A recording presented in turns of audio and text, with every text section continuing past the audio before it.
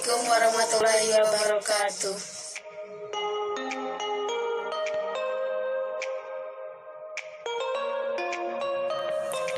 Kami dari kelompok 4. Perkenalkan, nama saya Anggrung Media Lestari dengan NIM 20323111002. Perkenalkan, nama saya Risma Sri Mulyati dengan NIM 2032311033. Kami akan menjelaskan materi tentang metabolisme karbohidrat. Sebelum kita mempelajari tentang metabolisme karbohidrat, kita juga harus tahu apa sih itu metabolisme dan apa sih itu karbohidrat. Metabolisme menurut Wikipedia adalah seluruh reaksi kimia yang bertujuan untuk mempertahankan kehidupan yang terjadi di dalam suatu organisme. Sedangkan karbohidrat itu sendiri adalah zat gizi sumber energi yang penting bagi makhluk hidup. Contoh dari karbohidrat adalah ubi, jagung, nasi, singkong, gandum, dan masih banyak lagi. Setelah kita tahu pengertian dari metabolisme dan pengertian dari karbohidrat, sekarang kita masuk ke pembahasan inti tentang metabolisme karbohidrat. Menurut Wikipedia, adalah proses kimia yang berlangsung dalam tubuh makhluk hidup untuk mengolah karbohidrat, baik itu reaksi pemecahan maupun reaksi pembentukan. Kategori lintasan metabolisme ini terbagi menjadi 3. Yang pertama itu ada lintasan anabolik. Lintasan anabolik adalah lintasan yang digunakan pada sintetis senyawa, pembentuk struktur dan mesin tubuh. Contohnya yaitu sintetis protein. Sintetis protein atau disebut juga biosintetis protein adalah proses pembentukan partikel protein itu sendiri. Kemudian yang kedua adalah lintasan katabolik. Lintasan katabolik ini meliputi berbagai proses oksidasi yang melepaskan energi bebas, biasanya dalam bentuk fosfat energi tinggi seperti rantai respirasi dan fosforilasi oksidatif. Nah, tadi itu ada meliputi berbagai proses oksidasi. Proses oksidasi itu adalah proses yang menyebabkan hilangnya satu atau lebih elektron dari dalam zat. Kemudian tadi contohnya ada rantai respirasi dan fosforilasi oksidatif. Rantai respirasi itu adalah rangkaian proses transfernya. Kemudian fosforilasi oksidatif itu adalah suatu lintasan metabolisme dengan penggunaan energi yang dilepaskan oleh oksidasi nutrien untuk menghasilkan ATP dan mereduksi gas oksigen menjadi air. ATP itu adalah adenosin trifosfat, yaitu senyawa organik kompleks yang berpartisipasi dalam banyak proses.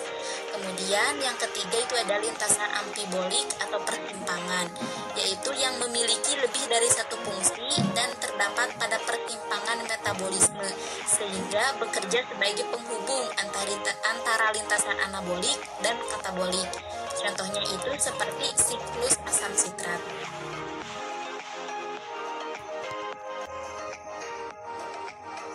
Nasib karbohidrat dalam tubuh.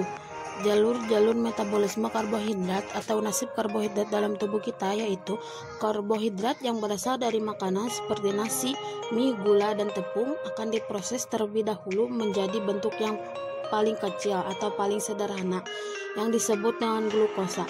Kemudian glukosa ini akan mengalami dua proses, apakah dia disimpan untuk menjadi sumber energi di masa yang mendatang atau langsung digunakan.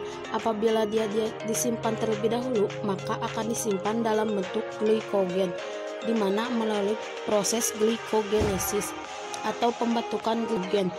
Glikogenesis adalah sintetis glikogen.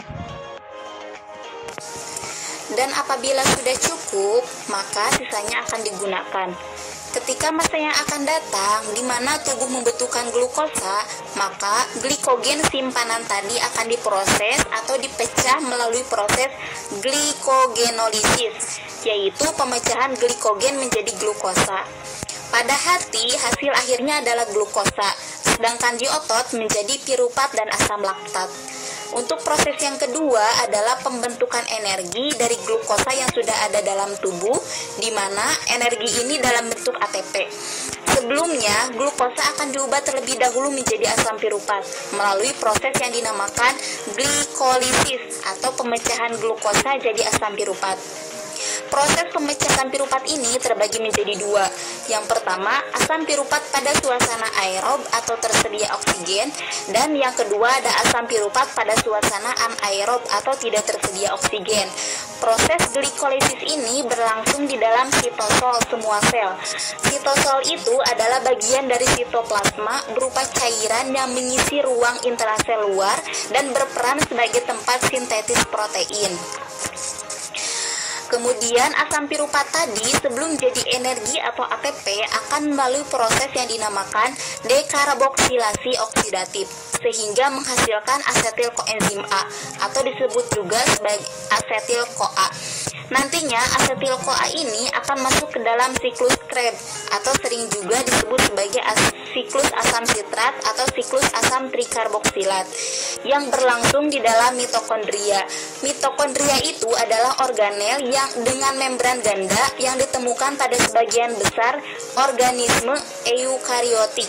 Organisme eukariotik ini adalah organisme dengan sel yang memiliki nukleus dan organel bermembran lainnya.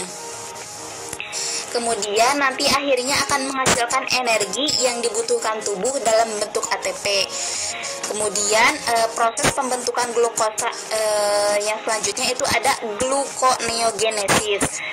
Gluconeogenesis ini adalah proses pembentukan glukosa dari senyawa-senyawa non-karbohidrat, bisa dari lipid maupun protein. Nah, proses gluconeogenesis ini terjadi jika sumber energi dari karbohidrat tidak tersedia lagi. Bisa digunakan lemak sebagai sumber energi, atau bisa juga jika lemak tidak tersedia, protein dipecah untuk menjadi energi. Penyakit yang terjadi pada metabolisme karbohidrat. Yang pertama ada diabetes mellitus atau gula darah. Kenapa metabolisme karbohidrat dapat menyebabkan diabetes mellitus? Karena tingginya asupan karbohidrat dan lemak serta rendahnya asupan serat pada lanjut usia dapat meningkatkan kadar glukosa darah karena sering mengalami gangguan metabolisme karbohidrat sehingga memicu diabetes mellitus. Yang kedua yaitu ada galaktosemia. Galaktosemia merupakan kelainan metabolisme yang menyebabkan tubuh tidak mampu memecah gula jenis baik. Galak adalah jenis gula yang terdapat dalam susu. Mungkin hanya itu materi tentang metabolisme karbohidrat yang bisa kami sampaikan. Kurang lebihnya mohon dimaafkan. Terima kasih. Wassalamualaikum warahmatullahi wabarakatuh.